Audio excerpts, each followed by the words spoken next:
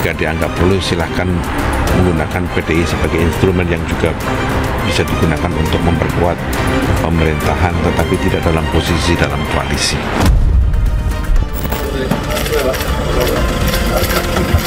Bahwa silaturahmi masih dalam suasana lebaran itu antara tokoh, antar pemimpin, antar tokoh bangsa itu sangat baik.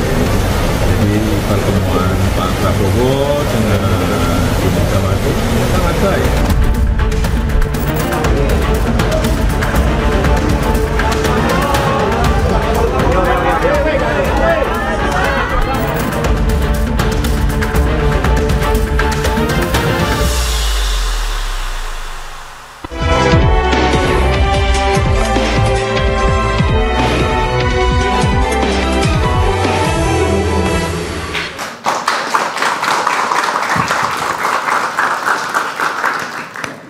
Selamat malam pemirsa, setelah wacana demi wacana pertemuan dua tokoh bangsa antara Presiden Prabowo Subianto dengan Presiden RI kelima sekaligus Ketua Umum PDI Perjuangan Ibu Megawati Soekarno Putri akhirnya terjadi pada Senin malam. Masih dalam suasana Idul Fitri, pertemuan berlangsung selama 1,5 jam. Ini hangat dan kekeluargaan meski tanpa nasi goreng. Lantas apa makna dan kelanjutan dari pertemuan tertutup di malam hari itu bersama saya Anisha Dasuki. Dan saya Aryo Ardi, pemirsa inilah interupsi pertemuan Prabowo Mega silaturahmi bukan koalisi. Sudah ada 4 narasumber yang hadir di panggung interupsi pada malam hari ini untuk membahas pertemuan yang ternyata tidak berakhir koalisi. Di sebelah kanan saya sudah ada Ruhut Sitompul, politisi PDI Perjuangan. Selamat malam Bang Ruhut. Malam. Sebelahnya ada Mas Adi Praitno, pengamat politik. Selamat malam Mas. Malam. Ya. Dan di sebelah kiri saya ada Mbak Wiwi Siti Zuhro, peneliti utama dari BRIN. Selamat malam Mbak. Malam. Dan ada Bang Hendar Sam. Selamat malam Bang Hendar Sam. Selamat malam. Politisi Gerindra yang juga Ketua Umum Lisan. Selamat malam ya Bang. Ya. Dan juga mahasiswa dan mahasiswi dari Akademi Pimpinan Perusahaan Ciganjur, Jakarta Selatan. Selamat malam. Saya ke Bang Ruhut dulu. Bang Ruhut, apa benar memang pertemuan Senin malam itu tidak berakhir dengan kesepakatan koalisi? Yang tahu hanya Ibu Megawati Soekarno Putri, Pak Prabowo, Presiden kelima dan Presiden ke-8, dan Yang Maha Kuasa Tuhan. Baik, nah pertanyaan saya juga nih Bang Luhut. Hanya itu yang tahu. Pertanyaan saya juga berikutnya adalah, kenapa saat pertemuan malam di Senin malam itu, Ibu Mega hanya didampingi oleh Pak Budi Gunawan saja? Tidak ada pengurus teras dari PDI Perjuangan yang ikut mendampingi? Puan Maharani ada tidak? Saya nggak tahu, tapi yang jelas saya berangkat dari apa yang dikatakan Pak Dasko ya. Pak Dasko baik sekali, beliau aja juga kaget. Beliau rupanya secara mendadak itu kejadian. Diajak, beliau baru tahu. Jadi mungkin ya namanya Ibu Mega. Perlu diketahui, saya garis bawahi, Ibu Mega dan Pak Prabowo itu bukan hubungannya baik. Sangat baik sekali. Kenapa saya berani mengatakan demikian? Walaupun rame selama ini ya, walaupun kita sama-sama ada persaingan di dalam Pilpres, saya bangga dengan Ketua Umum kami Profesor Dr. Haja Megawati Soekarno. Dan pilkada kan sudah sering bekerja sama. Beliau mengatakan itu. Beliau mengatakan di Depok ya, di tempat kami ya, kantor pusat kami, beliau mengatakan begini.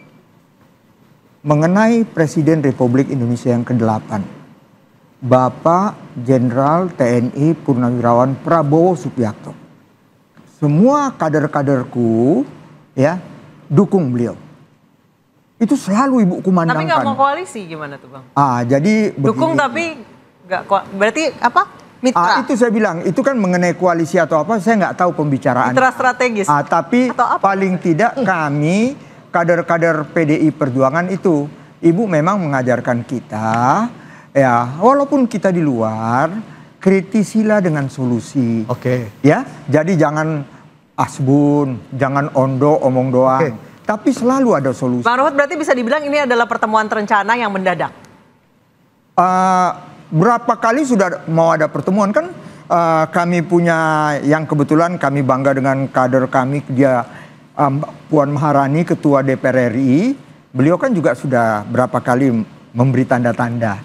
Jadi nggak mendadak juga gitu kan ya. Begitu juga Pak Dasko, Sekjen juga ya, Gerindra juga sudah memberi tanda-tanda. Bahkan aku, di beberapa TV aku suka nyanyi. menghitung hari, hari demi hari. Memang ini akan terjadi.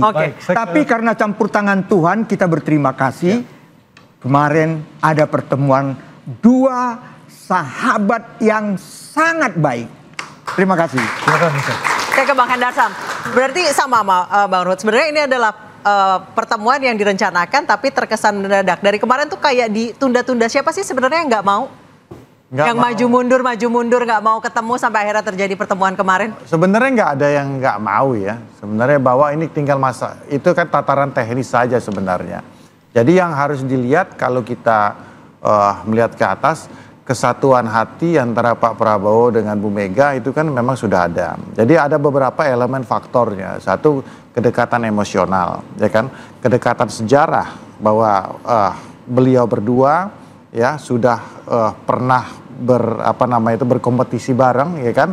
Bahkan pernah berpasangan juga. Pernah berpasangan ya di 2009 ya kan, Mega Pro, kemudian juga pernah berkoalisi di beberapa pilkada-pilkada, dan yang faktor ketiga tidak pernah ada hubungan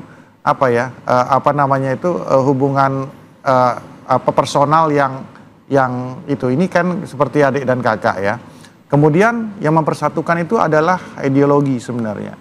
Bahwa Pak Prabowo dan Bu Mega, Gerindra dan PDIP ini mempunyai satu kesamaan ideologi yang sama. Sehingga hal tersebut ini tidak tidak menjadi menjadi sesuatu hal yang sangat gampang untuk menyatukan di satu titik di dalam ide gagasan, ya kan? Bagaimana kalau kita melihat apakah Bu Mega bisa menolak program makan bergizi gratis, sedangkan itu ideologi adalah ideologinya daripada PDIP itu sendiri. Jadi ini bukan masalah hitam dan putih, tapi ini masalah bahwa banyak faktor, banyak elemen yang bisa menyatukan kedua belah pihak ini. Kadang-kadang semua elit-elit itu, ketum-ketum partai contohnya hubungannya baik, tapi ideologinya belum tentu sama, ide dan gagasannya belum tentu sama, sehingga nggak bisa bertemu di satu titik. Nah, banyak faktor yang membuat kedua tokoh bangsa ini akhirnya bisa bertemu di satu titik. Kalau masalah teknis itu masalah lain, ya kan? Tapi Bang Hendarsam, isi dari pertemuan Senin malam itu persisnya apa sih poin-poinnya? Sebenarnya gini, kalau kita lihat sebenarnya kan ini ajang silaturahmi, ya kan? Tapi nggak mungkin 1,5 jam ngomong silaturahmi doang. Iya, 1,5 jam tuh lama loh. Kalau silaturahmi cuma 5 menit kan namanya cuma salaman aja kan gitu kan? Oh, mendingan lewat WA aja ya? Iya, cuma cukup WA aja atau gini Mas Bowo itu aja sekalian kan, malah nanti akan ada talk show lagi yang ngomongin kok cuma 5 menit kan gitu kan? Jadi ya kan, malah digoreng lagi nanti. Nah, artinya kita melihat ini ajang silaturahmi, dan itu kan countdown-nya sudah ada. Bagaimana Pak Prabowo sudah beberapa kali menyampaikan untuk berniat dan tak pernah lelah untuk selalu bertemu dengan Bu Mega, ya kan? Sebagai seorang presiden, beliau tidak melihat bahwa beliau adalah pimpinan tertinggi di Indonesia, tapi siapapun itu beliau melihat bahwa Pak Prabowo Bu Mega adalah senior beliau, Pak SBY ada senior beliau, Pak Jokowi ada senior beliau sebagai presiden ya yang sudah menjabat lebih dahulu. Nah, ini kan faktor penting. Belum lagi juga itu pemanasan yang sudah dilakukan oleh Mas Didit sebelumnya, ya kan, dengan datang ke. Akhirnya mau apa jangan-jangan lobby dari Mas Didit? Akhirnya mau lobby dari Mas Didit? Kalau yang kita lihat Mas Didit gini. Mas Didit itu adalah replika dari didikan orang tuanya.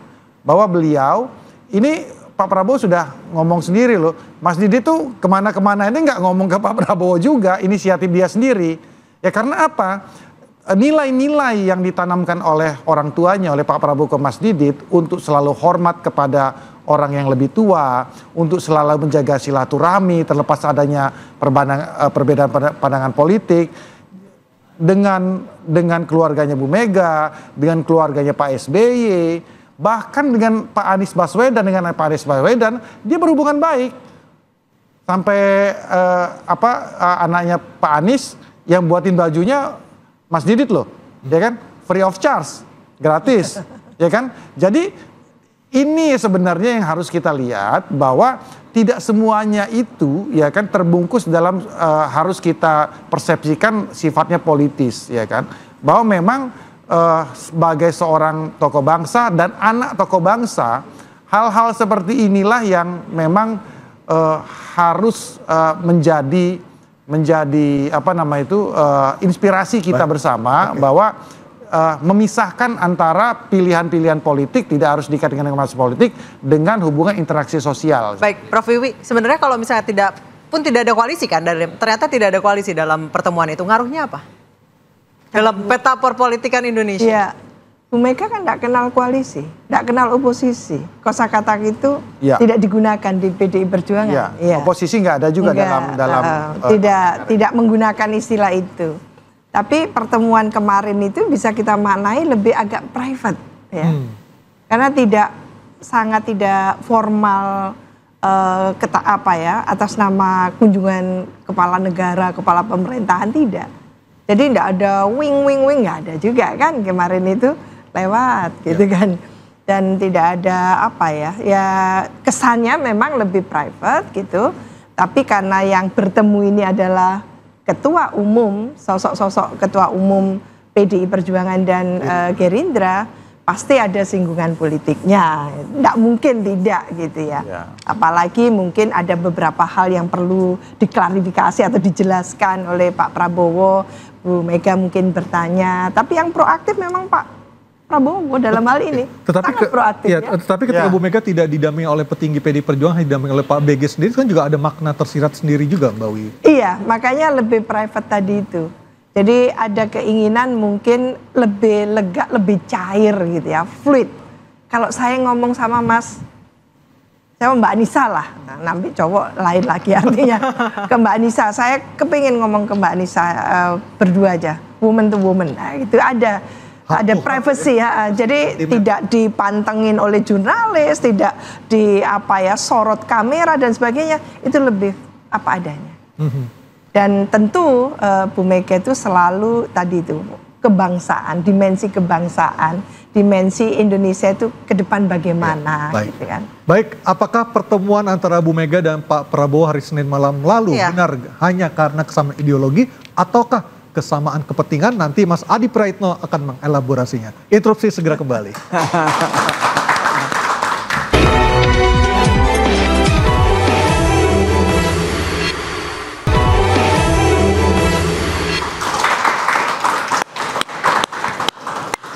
Sulit untuk tidak menarik benang merah ke politik dari pertemuan antara Megawati dan Prabowo. Benarkah ini hanya atas dasar silaturahmi kekeluargaan, Mas Adi? Silakan. Ya, saya kira dalam politik itu tidak ada yang kebetulan. Everything by design tentu saja. Karena kalau kita membaca secara umum prakondisi pertemuan antara Prabowo Subianto dan Megawati, saya kira sudah didesain sejak lama. Bahkan pasca Pilpres ada keinginan dari Prabowo Subianto untuk merangkul semua pihak, termasuk yang kalah Pilpres, bertemu dengan Surya Paloh, kemudian Muhaimin Iskandar, dan seterusnya. The one and only yang paling ribet ditemui itu adalah Megawati Soekarno Putri. Kenapa ribetnya?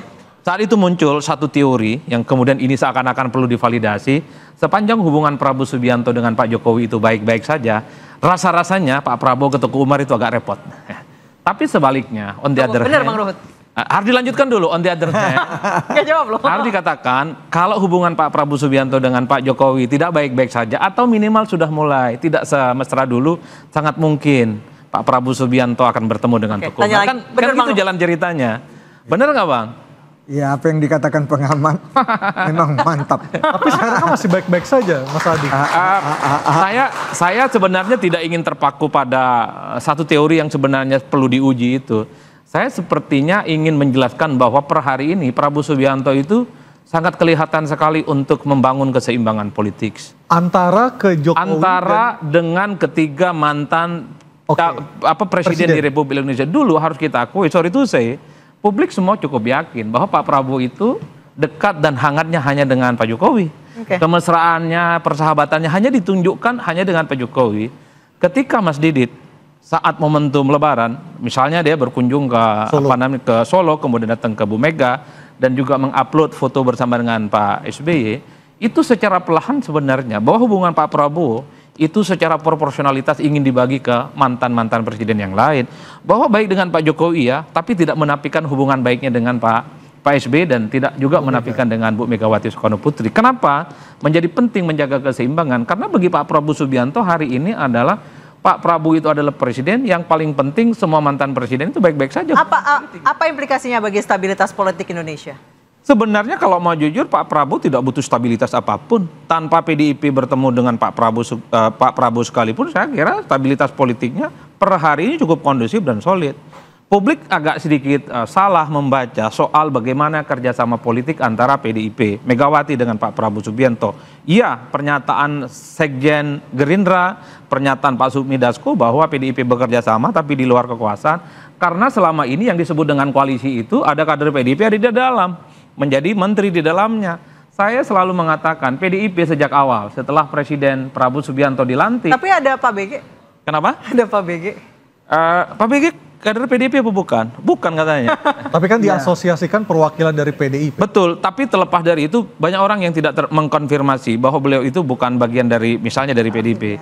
Yang ingin saya katakan adalah satu hal, sejak awal setelah Prabowo Subianto itu dilantik jadi presiden, PDIP sebenarnya tegak lurus dan 100% memberikan dukungan politiknya kepada Prabowo Subianto. Ketika ada kenaikan pajak PPN 12%, PDIP paling depan kok. Ketika ada program program makan bergizi gratis, begitu banyak resistensi dan protes, PDIP mendukung kok.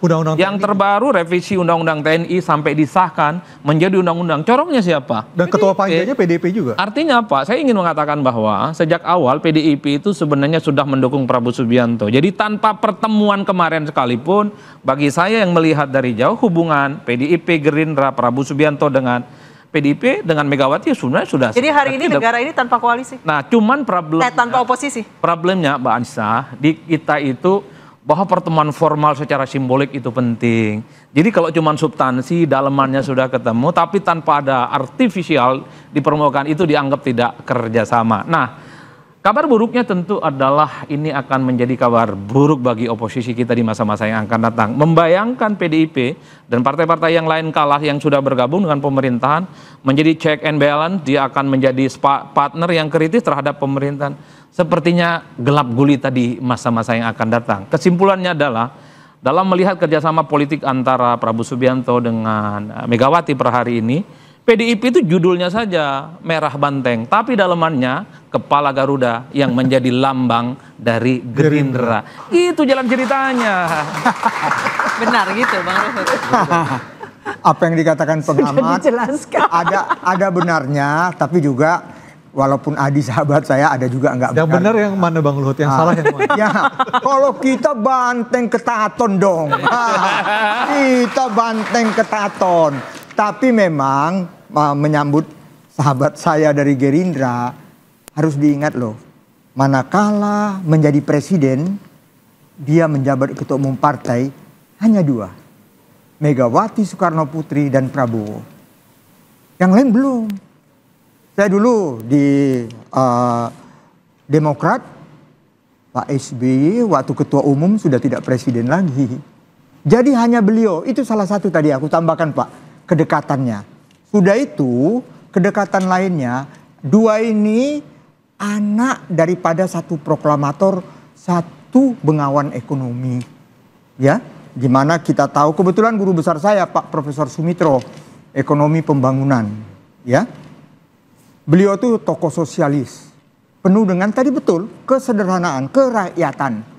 Ya, Bu Mega, putri dari proklamator kita, Bung Karno, yang selalu kita dengar kalau kami PD Perjuangan, kami marhain. Marhain itu ya kerakyatan juga. Jadi memang dua ini tidak salah kalau bersahabat. Tapi satu burung Garuda dan satu banteng ketaton. Baik. Bang Hendarsam, tadi Anda mengatakan pertemuan ini terjadi karena adanya kesamaan ideologi. Ya. Nah pertanyaannya kan masyarakat bertanya lagi, masa sih nggak ada kesamaan kepentingan? Ya, ini makanya saya pengen menanggapi apa yang dikatakan oleh Mas Adi Prayitno. Kesamaan kepentingan itu adalah kesamaan kepentingan ideologi yang outputnya adalah untuk kepentingan rakyat. Ya, jadi kenapa saya katakan begitu? Kita breakdown saja, ya kan? Program makan bergizi gratis contohnya, akan menjadi aneh kalau PDIP nggak setuju. ya kan? Program-program efisiensi yang kemudian dana-dana efisiensi itu diarahkan untuk pembangunan sekolah-sekolah kita, sekolah-sekolah yang sudah rusak dan segala macam. Nggak masuk di akal saya kalau PDI nggak setuju, karena itu adalah ideologi dari PDIP juga tentang masalah itu. Apalagi kalau kita Mas Adi, apalagi itu semua itu. Tapi di satu titik memang ada kesamaan ide, kesamaan gagasan dan kesamaan ideologi. Tapi di titik yang lain tidak juga bisa bersama untuk masalah itu, ya kan? Makanya ini nggak bisa hitam putih. Karena kita dalam ketatanegaraan kita tidak mengenal masalah oposisi. Kalau oposisi itu, ya kan, ya hitam putih. Apa yang dikatakan pemerintah A, oposisi akan katakan B. Nah ini enggak. Kita sangat cair tentang masalah itu. Nah, tentang yang ketiga, saya jangan revisi Undang-Undang TNI. Kenapa PDIP yang paling depan? Karena PDIP yang paling tahu beliau teman-teman di PDIP itu adalah korban dari Orde Baru. Kita bisa katakan seperti itu. Makanya oleh karena itu PDIP yang paling maju. Hei, teman-teman, hei mahasiswa, hei siapa NGO, hei antek-antek asing, seperti itulah kurang lebih ini message yang disampaikan. Nggak ada kami yang korban, kami yang tahu bahwa tidak ada TNI untuk masuk ke dalam dunia politik. Nah seperti itu, kami yang kawal, karena kami adalah yang korban, kami adalah pelaku sejarah daripada itu. Itu maksudnya. Jadi ini nggak bisa kita melihatnya itu seperti hitam dan putih, itu yang kita maksudkan. Jadi jangan kaget di satu sisi, di satu fase, bahwa PDI akan tidak sepakat dengan pemerintahan. Dan itu hal yang wajar. Jadi tidak benar ketika dibilang bahwa Indonesia hari ini adalah negara tanpa oposisi? Iya, gimana? Hari ini Indonesia negara tanpa oposisi? Oh enggak gitu, oposisi itu enggak ada di dalam ketatanegaraan kita. Jadi jangan salah, diksi dan frasa tentang masalah oposisi itu enggak ada. Oposisi itu enggak ada di Indonesia, ketatanegaraan kita tidak mengenal oposisi. Itu masalahnya. Jadi kalau teman-teman wartawan mitra strategis. Iya. Nah, mitra strategis itu yang mungkin lebih tepat karena harus. Nah, yang kedua, ya kan, kenapa bersatunya Pak Prabowo dengan Bu Mega? Ya, bukan bersatu ya, pertemuannya ini ya mungkin kalau dilakukan di masa-masa yang sebelumnya, ya ini mungkin ya biasa-biasa saja. Kenapa dilakukan sekarang? Karena ada tantangan global di sini. Kalau kita mau memanahi sekarang, jadi musuh kita itu bukan di dalam negeri, tapi di luar negeri. Nah, oleh karena itu, Bu Mega terpanggil. Mas Bowo, ketemu kita. Ini udah saatnya. Kita ini gawat nih, Trump ini bahaya nih kalau nggak kita bersatu. Nah, oleh karena itu, ketika ada dua orang bertemu, ya, dua tokoh bangsa ini bertemu solid untuk menggalang kekuatan supaya menghadapi tantangan global ini kita bisa bersatu, ya. Oleh karena ketika ada orang yang ingin menggerus persatuan antara Bu Mega, Pak Prabowo, Pak Jokowi, dan Pak SBY, nah kita bisa katakan itu adalah infiltrasi dari asing. Sebenarnya apa pengaruhnya bahwa keempat presiden-presiden ini menjalin komunikasi, apa pengaruhnya bagi masyarakat, bagi ekonomi Indonesia yang sekarang lagi dihimpit internal dan eksternal? Kita akan bahas usai jeda, tetap di Interupsi.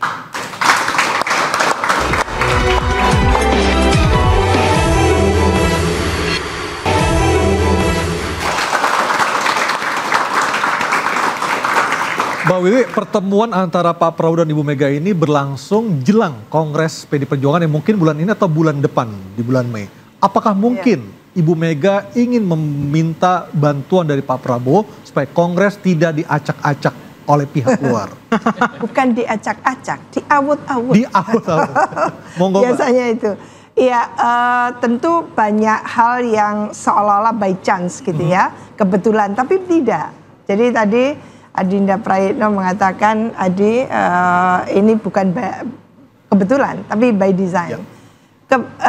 Memang ini suasananya Idul Fitri, tepat sekali. Jadi ada silaturahmi, junior ke senior gitu.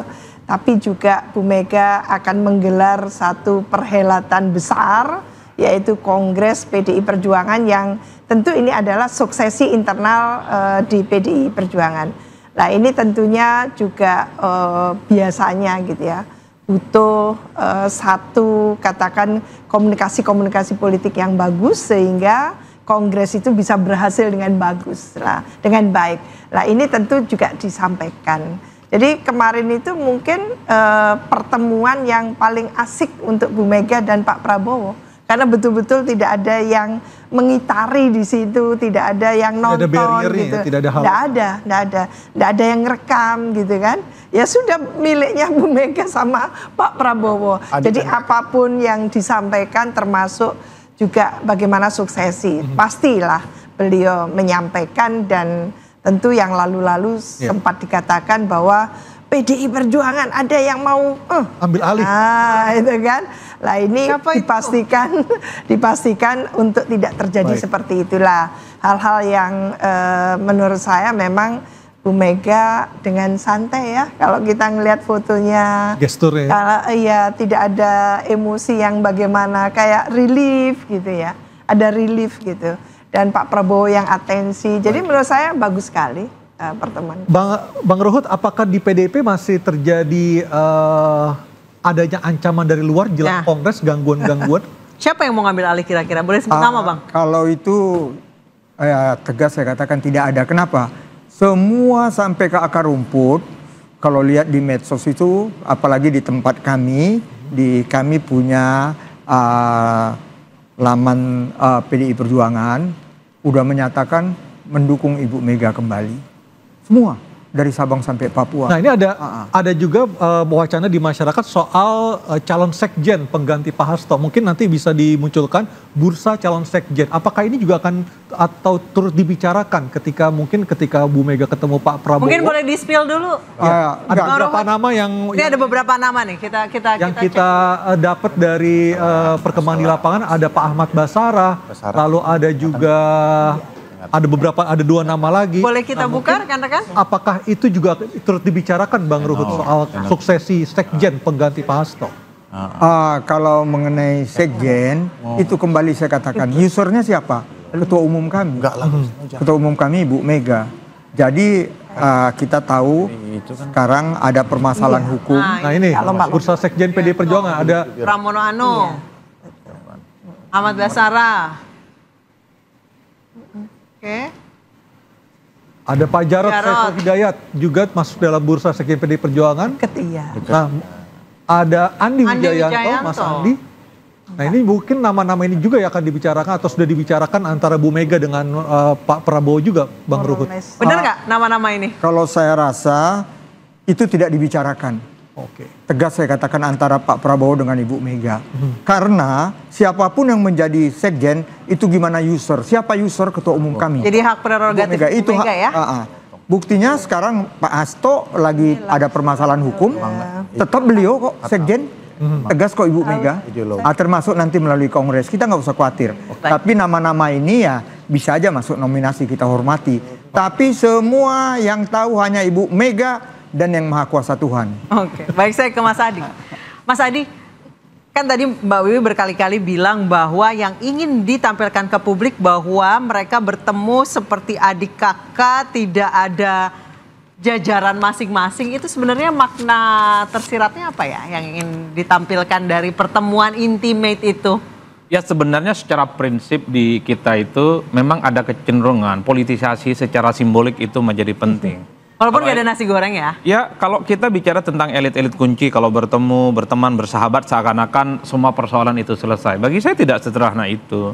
Kalau mau jujur, pertemuan antara dua tokoh penting ini nggak ada hubungannya dengan masyarakat yang ada di bawah. Masih saja misalnya masyarakat yang kesulitan cari kerja, mereka harus berkelahi dengan hidupnya. PHK masih terjadi di mana-mana, mereka juga akan terus mencari tempat kerjaan baru yang terusnya. Tapi pada level kelas menengah dan elit, bahwa pertemuan elit-elit yang semacam ini kenapa perlu diamplifikasi? Ini sebagai satu kesimpulan bahwa ada satu keyakinan untuk menumbuhkan ekonomi yang stabil, ekonomi yang tumbuh dengan signifikan, maka kuncinya adalah konsolidasi politik dan persatuan politik. Orde Baru menentukan stabilitas politik itu di atas segala-galanya.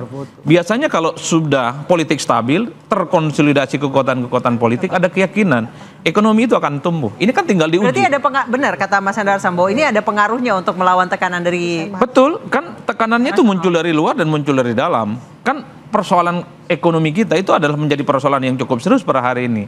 Artinya apa? Satu keyakinan ini perlu diuji. Apakah ketika kondisi politik kita itu baik-baik saja, semua kepentingan-kepentingan partai sudah menyatu, apakah otomatis membuat suasana ekonomi kita itu akan naik secara signifikan? Itulah yang sepertinya akan kita uji untuk di masa-masa yang akan datang. Bagaimana pertemuan elit ini ada signifikansinya terhadap persoalan-persoalan yang kita hadapi. Kenapa saya selalu mengatakan pertemuan elit itu hanya sebatas untuk kepentingan elit? Karena per hari ini persoalan-persoalan seperti akses terhadap pekerjaan, terhadap kemiskinan juga belum ada solusinya. Tapi minimal ketika elit itu sudah bersatu, semua pikiran ada di situ, minimal persoalan kebangsaan kita itu bisa dihadapi, termasuk soal kebijakan dagang yang ini tentu menjadi gempa bumi politik sebenarnya, bukan hanya Indonesia, tapi seluruh negara-negara di luar yang saya kira agak kaget gitu dengan kebijakan Amerika Serikat yang membuat bagaimana luluh lantahnya persiapan negara untuk menghadapi instabilitas ekonomi yang menimbulkan gejolak. Bahkan kalau kita mendengarkan statementnya Donald Trump, menurut saya cukup sadis loh, ketika dia menyinggung bahwa negara-negara yang ingin bernegosiasi dengan dirinya, saya harus dengan memohon-mohon dengan istilah kick my apalah belakangnya itu. Menurut saya ini harus menjadi satu stimulus bagaimana pertemuan elit itu menjadi guidance bahwa stabilitas politik itu bisa menyelesaikan semua persoalan.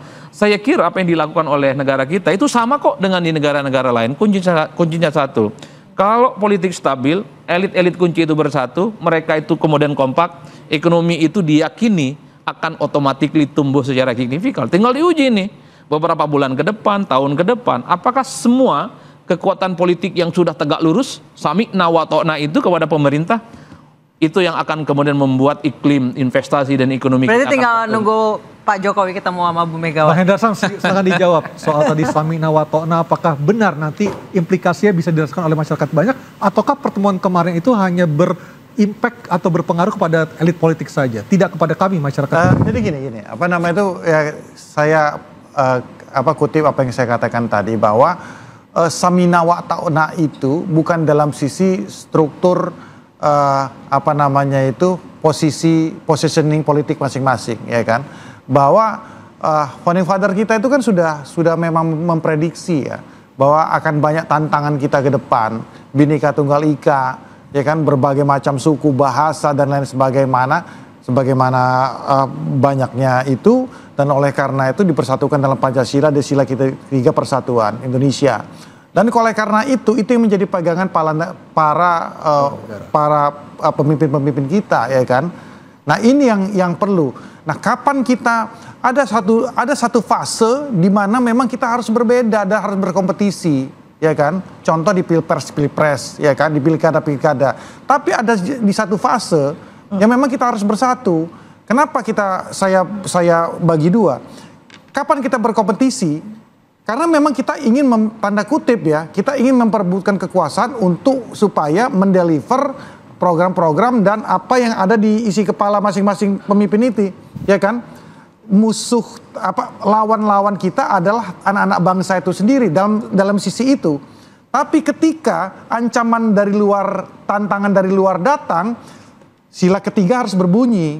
Sila ketiga menjadi alert, menjadi alarm untuk kita sama-sama bersatu di situ. Baik. Nah inilah yang disadari oleh para pemimpin bangsa saat ini. Maka oleh karena itu saya menjadi sedikit miris ketika kekompakan kita yang sekarang ini terjadi dimaknai berbeda. Dimaknai bahwa ini kong kali kong antara ini tidak.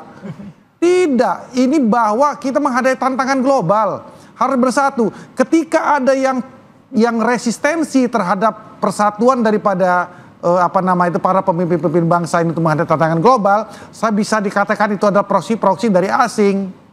Saya bisa katakan itu proksi asing. Oke. Ya kan? Baik, kita akan adik-adik harus paham itu deh ya. Ya, jangan sampai adik-adik ini mahasiswa menjadi mahasewa. Saya nggak mau itu, ya kan? Baik, apakah sila ketiga ini berhasil menghalau gangguan-gangguan atau tekanan dari global? Kita akan bahas usai jeda. Tetap bersama kami di Terus.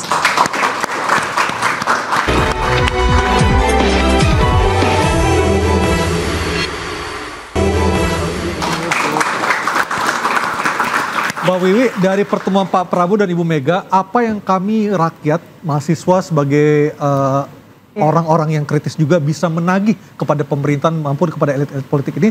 Apa yang bisa kami tagih kepada elit politik agar kondisi bangsa ini jauh lebih baik lagi dari kondisi saat ini, Mbak Wiwi? Iya, ini ada perwakilan dari Gerindra ya. Pak Prabowo itu punya Astacita, 8 program unggulan. Mulai program pertama, ya poin pertama sampai ke 8. Poin pertama itu tentu saya tidak sanksi. Karena di situ ada memperkuat ideologi Pancasila dan demokrasi. Itu harga mati ya? Iya, membangun poin 6 saya hafal sekali itu. Membangun dari desa dan dari bawah. Yes. Untuk apa? Untuk memutus mata rantai gitu ya. Kemiskinan dan stunting termasuk itu. Jadi mensejahterakan masyarakat. Dan ada poin 7, reformasi. Penguatan reformasi hukum, politik, dan birokrasi. Maka kalau itu tidak dilakukan, menurut saya ini kan ditunggu-tunggu kapan reformasi hukumnya dilakukan secara serius gitu ya. Supaya tidak omon-omon kan gitu. Nah ini penting sekali menurut saya. Maka sekarang ini ditagih. Nah Pak Prabowo mau mengundang teman-teman yang dalam komunitas gelap. Gitu. Karena komunitas gelap itu ngomong apa adanya. Koalisi gelap. Iya. Mengapa itu disuarakan? Kalau ada faktanya, Pak Prabowo itu sangat menghormati orang mengatakan sesuatu dengan data, dengan fakta, dia tidak ignoran gitu. Maka didatangkan, silahkan disampaikan. Kalau menurut saya bagus sekali. Saya peneliti gitu ya, tidak hanya di Jakarta. Saya itu sampai ke provinsi, kabupaten, kota, bahkan sampai ke desa. Membangun langsung desa. Meskipun itu bukan domain saya sebagai peneliti. Termasuk ketika Pak Prabowo ingin mengundang Mbak Wiwi bersedia ya untuk berdialog dengan Presiden ya? Kita sampaikan. Baik. Apalagi kita BRIN punya desa inovasi gitu ya. Dan saat ini kita mengawal di Kemendes gitu. Dan Pak Mendes sudah kita hadirkan bahwa membangun dari desa itu is a must. Harus, wajib gitu. Karena membangun Indonesia emas itu harus diawali dari desa. Saya ke Bang Hendarsam, habis ketemu Bu Mega, Pak Prabowo habis ketemu Bu Mega, habis itu mau ngapain lagi? Next move-nya apa? Next move-nya ya saya rasa kan ini sudah selesai ya. Artinya kan ini kan cuman kita anggap sebagai etalase. Jangan sampai ini hanya sekedar simbolisasi aja tadi. Saya kan sudah sering, ini pertemuan ini ngapain sih sebenarnya kan? Cuman untuk simbolisasi politik saja kan. Kan ada hal yang lebih esensial daripada itu kan sebenarnya. Sekedar ketemu, habis itu nanti di Kongres juga ketemu lagi. Cuma untuk makan, cuma bukan itu kan. Kok Kongres datang nanti? Ya kita bisa. Bang Ruhut yang ngundang ya kita datang kan gitu. Datang. Ya orang nggak diundang aja kita apa nama itu mau berinisiatif untuk datang kan seperti itu. Ya. Tapi ini kan bukan esensinya kan bukan itu sebenarnya. Bagaimana supaya ke depan ini ya kan situasi memang kita benar-benar bisa kondusif. Kemudian benar yang katakan oleh Mbak Wiwi tadi kan, apa yang disampaikan oleh Mbak Wiwi itu sebenarnya kan sebagian besar sudah dijalankan oleh Pak Prabowo. Bagaimana membangun ekonomi dari desa, bagaimana MBG itu bisa menjadi suatu ekosistem ekonomi yang bisa menggerakkan ekonomi dari bawah sampai ke atas. Bagaimana gagasan Koperasi Merah Putih ini bisa memutus mata rantai ya, mata rantai daripada para tengkulak ini. Bagaimana Koperasi Merah Putih ini, contoh kita ambil hal yang sifatnya mikro saja, ya kan, dari petani-petani itu bisa langsung menjual ya kan hasil taninya tanpa lewat tengkulak ya? Iya, tidak langsung lewat tengkulak, memutus mata rantai ini kan semuanya kan sudah terimplementasi dengan baik. Maka oleh karena itu apa yang disampaikan oleh teman-teman koalisi Indonesia Gelap ini kan kita kan harus pilah-pilah juga. Saya respect terhadap contoh Bang Rocky Gerung. Karena dia tidak hanya mengkritik saja, tapi dia memberikan masukan yang konstruktif, ya kan? Tapi ada satu sisi lagi teman-teman yang ngomong kalau dia memposisikan diri sebagai koalisi gelap, saya tanya kan gitu kan? Saya tanya, oke, Anda ngomong kritik ini, kritik itu, kritik ini. Sekarang saya tanya kepada Anda, ya kan? Apa bagusnya dari pemerintah Pak Prabowo sekarang? Ya kan? Sportif Anda nggak ada yang bagus. Loh, ini bagaimana mau kita undang yang gini-gini kan gitu kan? Artinya kan mau beda aja. Jadi hal seperti itu kan kita harus pilih-pilih juga.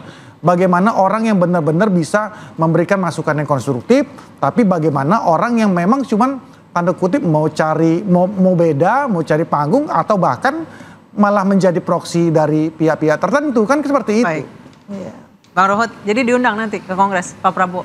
Oh sudah pasti semua kita hormati akan diundang. Termasuk yang Solo diundang nggak? Hah? Solo yang diundang? Siapa aja Baru mau akan nanya. diundang. Ya. Dan perlu diketahui pertemuan antara Ibu Megawati Pak Prabowo, jujur saja dua tokoh ini kita sebagai semua warga masyarakat, rakyat Indonesia, kita harus teladani. Ini baik sekali. Baik. Nah itu pertama. Sudah itu, saya kemarin di salah satu TV saya bilang, Pak Prabowo itu hatinya selembut salju. Kenapa saya katakan demikian? Kurang apa? Semua sampai sekarang masih pening. Siapa itu? Fufu Fafa. Betul tidak? Pening semua. Dan Pak Prabowo apa nggak tahu? Dia tahu. Itulah aku bilang hatinya selembut salju. Kurang apa? Beliau memang percaya kepada yang Maha Kuasa Tuhan. Biarlah Tuhan nanti yang balas. Baik. Salah satu contoh siapa? Juru bicaranya. Itu nggak ada baiknya Pak Prabowo. Dia sebagai pengamat nol aja terus. Dia angkat loh jadi juru bicaranya.